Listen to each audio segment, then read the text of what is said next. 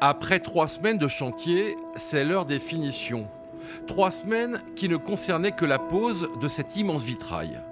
L'assemblage du verre a demandé, lui, plusieurs mois de travail. 2 étapes dont la mise en œuvre technique n'a pas changé depuis des siècles. On découpe chaque pièce de verre au coupe-verre. En fait, c'est une sorte de mosaïque multicolore, tout simplement. La technique de création de vitraux n'a pas évolué depuis le Moyen-Âge. La seule chose qui a changé, c'est l'apparition du fer à souder électrique, chose qui n'existait pas à l'époque.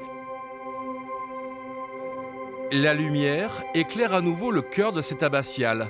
Mais longtemps, cette partie de l'édifice religieux est restée dans la pénombre.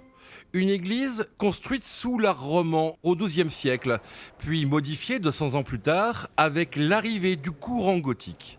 L'existence d'un vitrail d'origine a toujours été un mystère. On manque de sources. On sait que c'est un énorme chantier du XIVe siècle qui a été commencé. On sait qu'il a été fini péniblement au XVIe siècle, donc il se peut que les vitraux ne soient arrivés qu'à ce moment-là.